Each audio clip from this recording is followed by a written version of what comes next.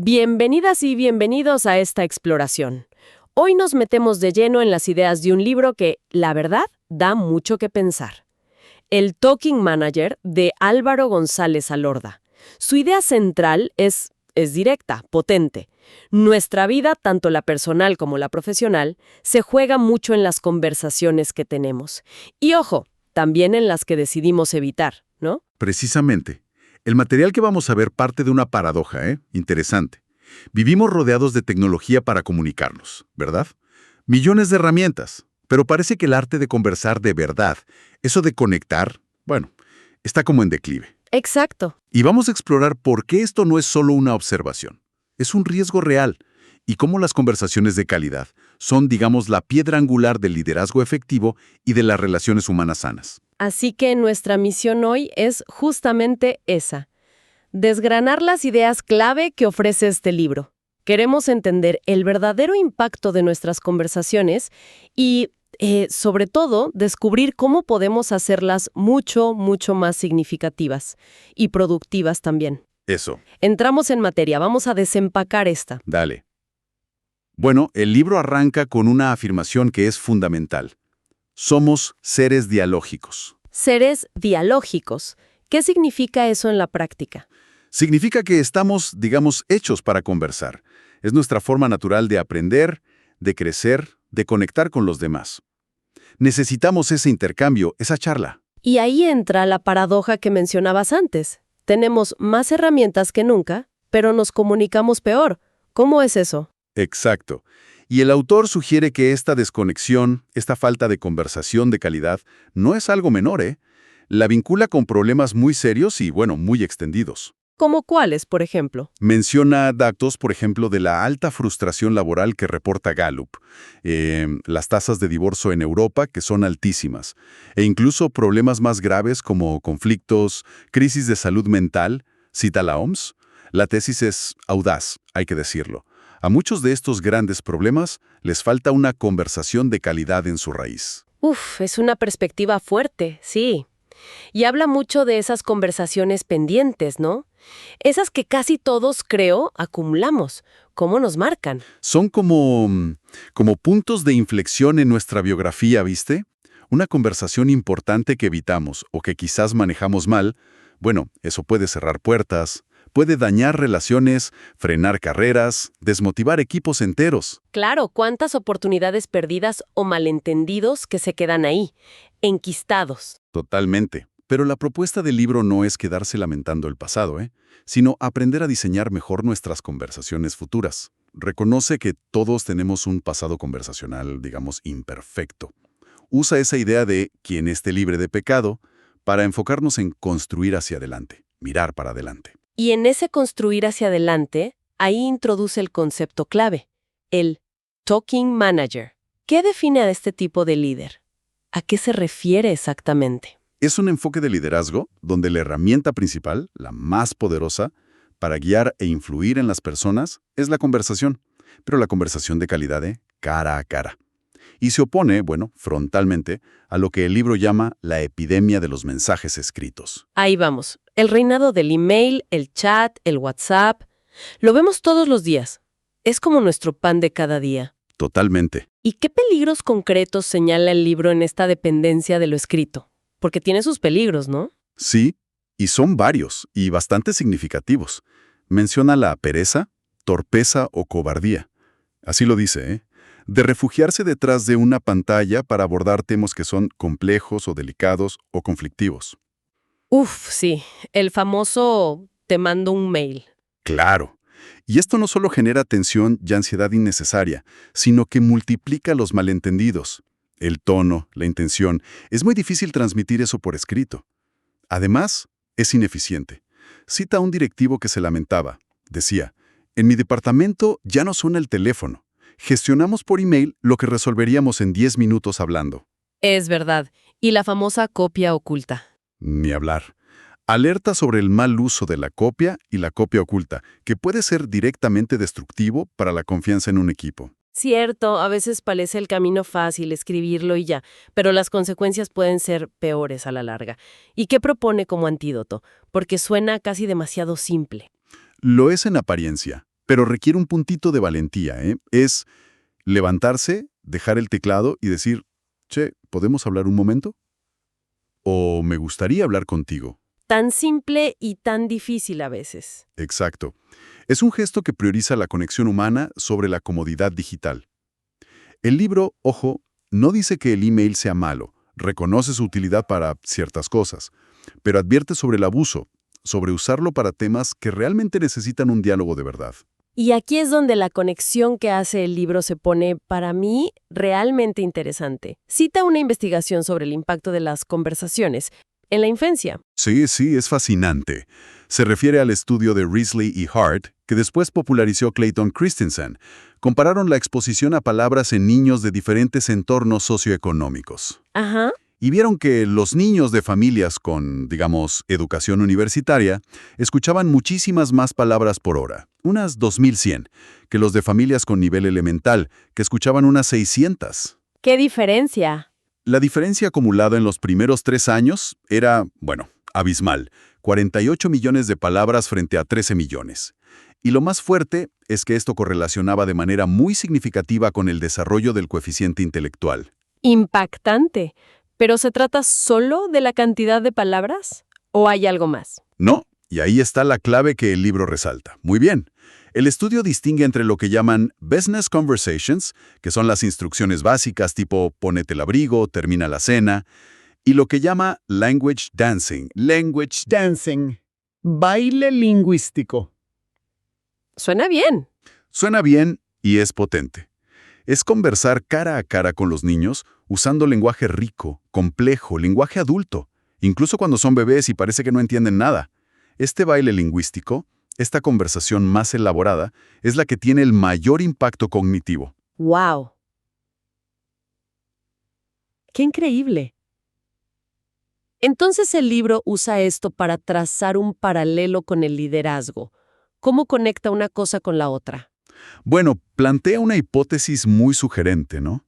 Dice, así como ese language dancing nutre, digamos, el cerebro infantil, podrían las conversaciones cara a cara de un líder, esas conversaciones ricas en matices, en empatía, en conexión real, nutrir también el desarrollo profesional, la creatividad, la capacidad de resolver problemas de su equipo?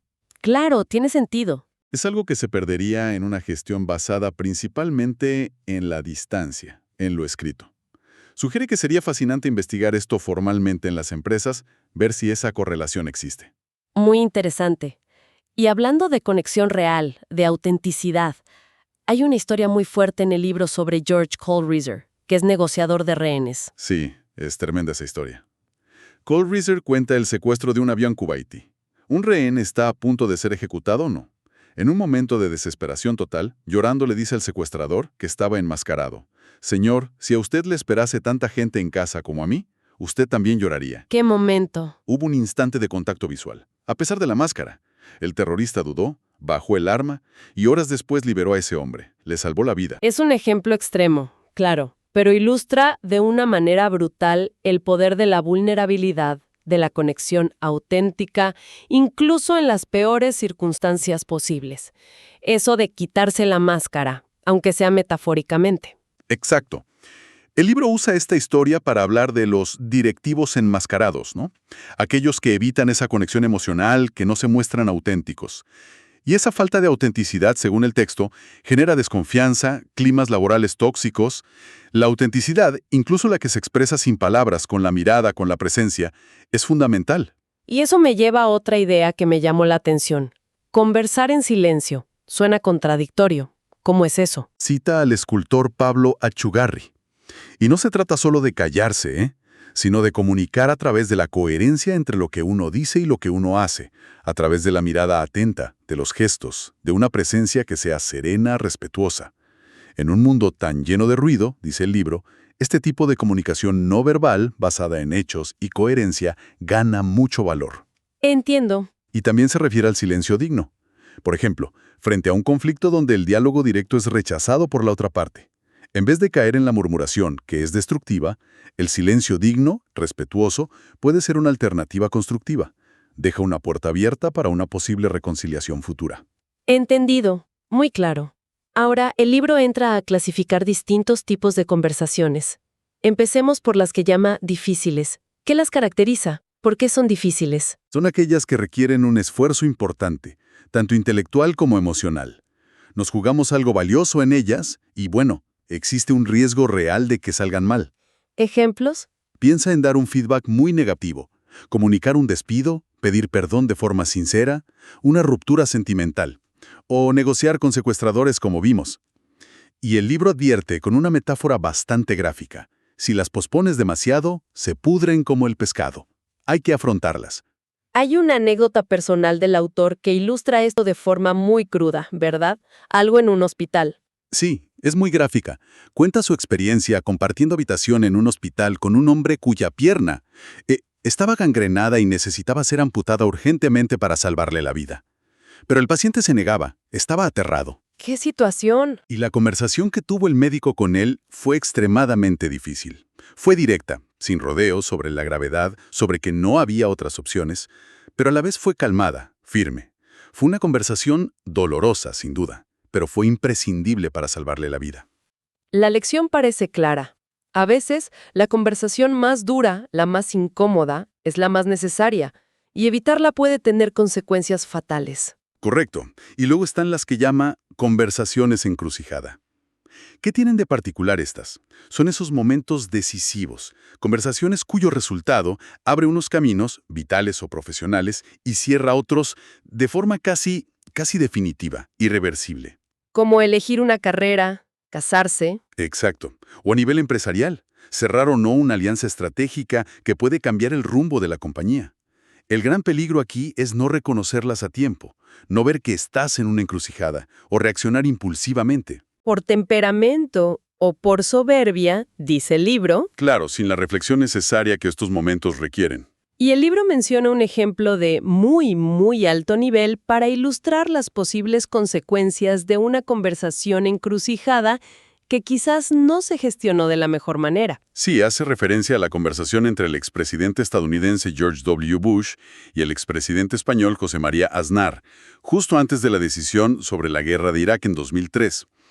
Se basa en relatos del entonces embajador Javier Rupérez. Ajá. Y bueno, sin entrar en juicios políticos sobre la decisión en sí, el libro usa este ejemplo, tal como lo describe Rupérez, para ilustrar cómo una conversación de altísimo nivel en una encrucijada histórica tremenda puede estar cargada de presiones, de emociones, quizás de voluntarismo. Más que de análisis frío. Exacto. Y cómo eso puede influir en decisiones con repercusiones globales masivas. Subraya la importancia crítica de la madurez, de la reflexión pausada, del análisis frío frente a la impulsividad o la presión en estos momentos clave. Esto nos lleva a una pregunta que me parece fundamental y que plantea el libro. ¿Realmente podemos cambiar a la gente a través de una conversación? ¿Es posible? Bueno, el libro propone un matiz muy importante aquí. Y lo hace a través de una anécdota genial con la Madre Teresa. ¿La Madre Teresa? A ver. Estaba en un congreso sobre liderazgo, ¿no? Y los expertos hablaban de técnicas y estrategias para cambiar a las personas, para motivarlas, etc. Y ella, muy tranquilamente, hizo dos preguntas que dejaron a todos pensando. Preguntó, ¿conocen a su gente? ¿Y les quieren? ¡Wow! Simples pero demoledoras. ¿Cuál es la implicación de esas preguntas? El mensaje que hay debajo es profundo. Sin un conocimiento real, íntimo del otro, no puede haber comprensión verdadera. Sin comprensión no se construye confianza. Y sin confianza es imposible inspirar un cambio genuino y que perdure. Claro. Y además añadió ese componente del amor, que aquí lo podemos entender como pasión por el desarrollo del otro, como una disposición a asumir riesgos por ellos, a apostar por ellos. Entendido. Entonces, si no se trata de cambiar a la gente en el sentido de imponerles algo, ¿cuál es el camino que propone el libro? ¿Qué hacemos? Inspirar. Esa es la palabra clave. Inspirar, no imponer. Y la inspiración, argumenta el libro, solo puede nacer de la autenticidad del líder. La coherencia. Exacto. De la coherencia visible entre lo que piensa, lo que dice y lo que hace. Y un punto de partida esencial que a veces olvidamos es aceptar a la persona como es, con sus luces y sus sombras, antes de pretender inspirar cualquier evolución o cambio. Muy bien.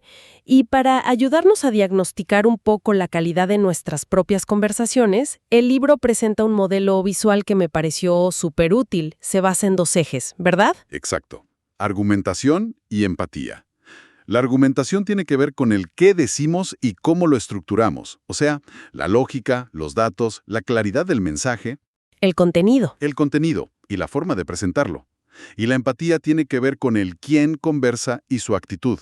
Es la conexión, la escucha activa, la capacidad de ponerse en el lugar del otro. La parte más humana, digamos. Podríamos decir que sí.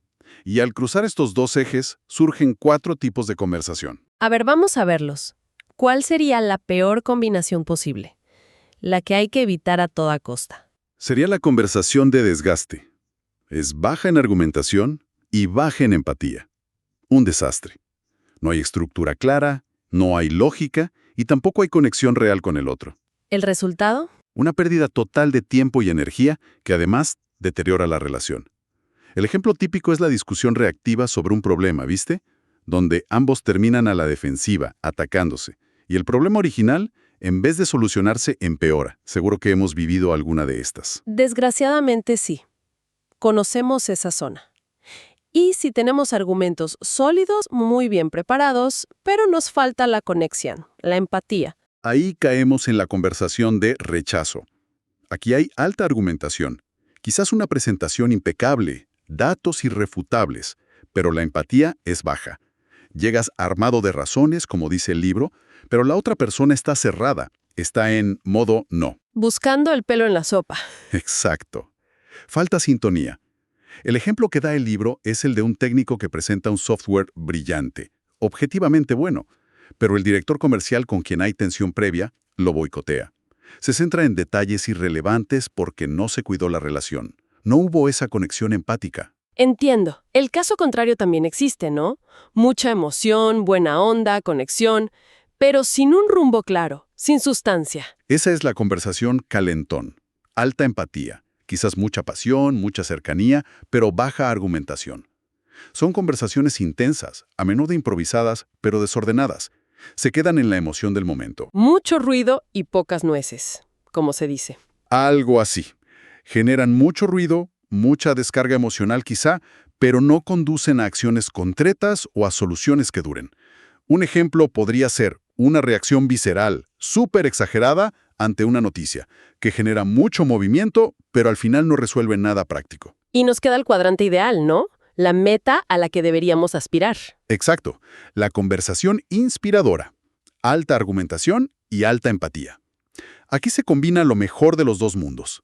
Argumentos sólidos, bien estructurados, con una conexión genuina, una escucha activa, una actitud de entender al otro. ¿Y qué logran estas conversaciones? Acercan posturas, generan confianza y, muy importante, movilizan la energía necesaria para tomar decisiones y pasar a la acción. El libro dice algo lindo, que funcionan como una semilla.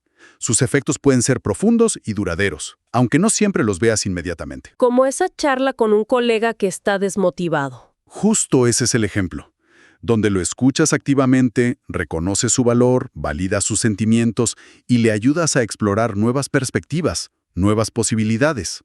Eso es inspirador. Entendido el modelo. Queda claro que el objetivo es cultivar estas conversaciones inspiradoras. Y para lograrlo, el libro da un montón de claves prácticas, ¿no? ¿Son como 30? Sí, 15 para cada eje. Son muchas, pero podemos destacar algunas que son cruciales. Para la argumentación, por ejemplo. A ver, ¿cuáles serían las top para la argumentación? Primero, tener clarísimo, pero clarísimo el objetivo de la conversación. ¿Qué quiero lograr? Segundo, diseñar unos pocos mensajes clave, que sean claros, potentes y fáciles de recordar. Menos es más aquí. No abrumar con información. Exacto. Tercero, y esto es importantísimo, no suponer lo que el otro piensa o siente. Hay que preguntar, escuchar, entender su perspectiva antes de lanzar nuestros argumentos. Y cuarto, quizás, evitar acorralar al otro. No se trata de ganar una batalla dialéctica, sino de persuadir, de construir juntos, buscar más la sabiduría compartida que la brillantez individual. Muy práctico, ¿sí? Y para la empatía, ese eje que a veces me da la sensación descuidamos más. Suele pasar.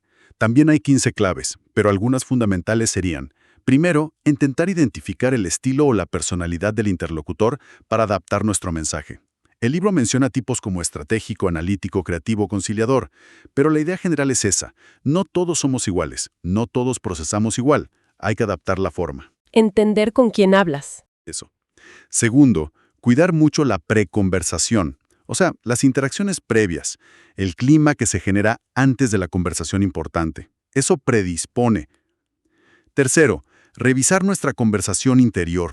¿Qué juicios previos tengo? ¿Qué etiquetas le puse al otro? Hay que limpiarse de eso antes de hablar. Difícil pero necesario. Muy necesario. Cuarto, practicar la escucha activa de verdad, que incluye el contacto visual, escuchar con los ojos, dice el libro, y valorar los silencios, no interrumpir constantemente. Y quinto, buscar siempre un terreno común, enfocarse en resolver el problema juntos, no en atacar a la persona. Y el libro lo recalca, a menudo la empatía pesa incluso más que la argumentación más brillante. Queda claro. Con todo esto en mente, el libro después perfila como 3 tipos de managers, según su habilidad conversacional, ¿no? Sí, dibuja 3 perfiles muy reconocibles. Describe primero al non-talking manager. Es el líder que evita pero sistemáticamente el cara a cara, especialmente para los temas difíciles. El que se esconde detrás del email. El francotirador del email lo llama. No escucha activamente, tiende a ser inflexible, a veces critica por la espalda. Mantiene una distancia fría con su equipo. ¿El resultado? Descoordinación, desconfianza, mal clima. Lo conocemos.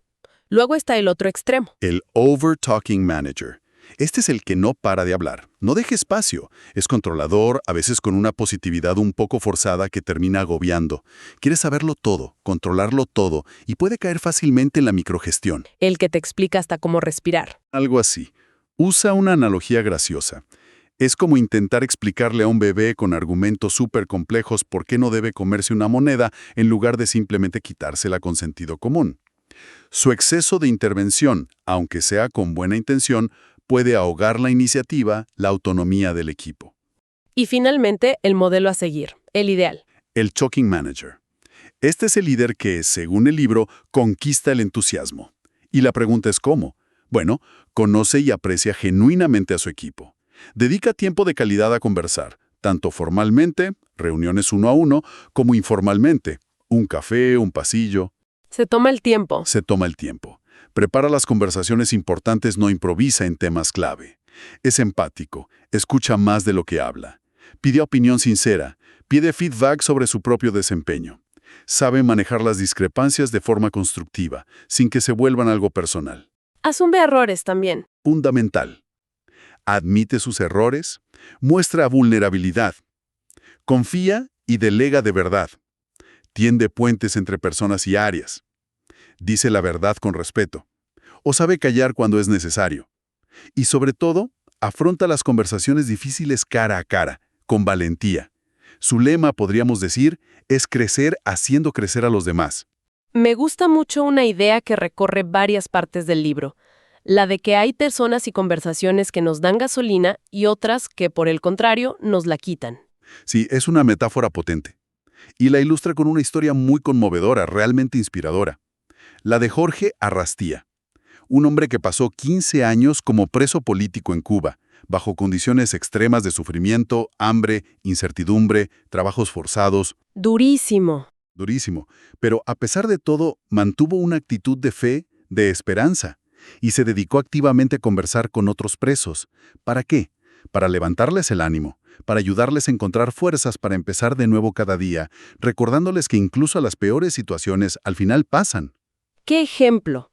Es un ejemplo radical de cómo una persona a través de la conversación puede literalmente dar gasolina, dar energía vital en el entorno más adverso imaginable. Y esta capacidad de dar gasolina, de ayudar a otros a empezar de nuevo, la conecta directamente con el liderazgo en las empresas, ¿verdad? No es solo para situaciones extremas. Totalmente. Lo contrasta con esa alta frustración laboral que mencionamos al principio, ¿te acuerdas? Argumenta que los talking managers son esenciales para reilusionar a los equipos, para ayudar a las personas a redescubrir su propósito, quizás a rediseñar sus roles para que encajen mejor con su talento, previniendo así el famoso burnout. O sea que tienen un rol clave en reenergizar. Exacto. Ve a los mandos intermedios, sobre todo, como figuras clave en esta tarea de transformación y reenergización, a través de la conversación. Menciona también brevemente la historia de Poe, una superviviente de un tsunami que lo perdió absolutamente todo, pero que reconstruyó su vida con ilusión, como otro ejemplo de esa increíble capacidad humana de empezar de nuevo a pesar de la adversidad. El libro cierra con una llamada a la acción, muy personal, muy directa, usando una metáfora bastante gráfica. Sí, es muy buena. Utiliza la frase: todos quieren cambiar el mundo, pero nadie quiere bajar la basura. Jaja, directa. ¿Qué es la basura aquí? Aquí, la basura simboliza esas conversaciones pendientes que todos tenemos. Esas responsabilidades personales que a veces evitamos, ya sea por pereza, por miedo, por incomodidad. Esas cosas que sabemos que deberíamos hacer o decir, pero que vamos pateando para adelante. Entiendo. ¿Cuál es el mensaje final entonces? ¿Con qué nos quedamos? Que la transformación real, ya sea en la sociedad o en una empresa, empieza por la transformación personal. No hay vuelta que darle. Y para los líderes, esa transformación pasa ineludiblemente por hacerse cargo de su propia basura, mejorar radicalmente la calidad de sus conversaciones. Empezar por ahí. Hay una anécdota de Lennon y McCartney que cita. Sí, que John Lennon le dice a Paul McCartney sobre una línea de la canción Hey Jude, "The movement you need is on your shoulders". El movimiento que necesitas está sobre tus hombros. Que esa es la mejor línea de la canción. Y la interpretación que le da el libro es esa. No tienes que cargar con el peso del mundo entero sobre tus hombros, pero sí tienes que hacerte cargo de tu parte, de tus hombros, de tus relaciones, de tus conversaciones. Esa es tu responsabilidad. Un recorrido fascinante por las ideas de El Talking Manager, la verdad. Nos deja muy claro que conversar va muchísimo más allá de intercambiar palabras, ¿no? Es como el tejido mismo de nuestras relaciones, de nuestro liderazgo y del impacto que generamos en el mundo. Definitivamente. La calidad de nuestras conversaciones define en gran medida la calidad de nuestro liderazgo y, yo diría también, de nuestra vida. El camino que propone el libro es claro. Mejorar nuestra capacidad de argumentar con solidez, sí, pero sobre todo, cultivar profundamente nuestra empatía. El equilibrio entre las dos. Ese equilibrio es lo que nos puede llevar de esas conversaciones que desgastan o que generan rechazo a conversaciones que realmente inspiran, que suman, que construyen. Entonces, para ir cerrando, ¿qué podemos llevarnos de toda esta exploración? El libro nos deja con una pregunta final, muy directa, para la reflexión. Sí, es una pregunta para que cada uno se la lleve puesta, digamos. Dice: más allá de los grandes planes de cambio, de las estrategias corporativas, ¿cuál es esa pequeña basura, esa conversación pendiente, quizás incómoda, quizás aparentemente menor, que podrías bajar hoy mismo para empezar a generar un cambio concreto y positivo en tu entorno más cercano? Una invitación poderosa a la acción individual, concreta y realizable. Muchísimas gracias por acompañarnos en este análisis a fondo. Ha sido muy revelador. Un placer como siempre. Ojalá sirva para animarnos a tener mejores conversaciones.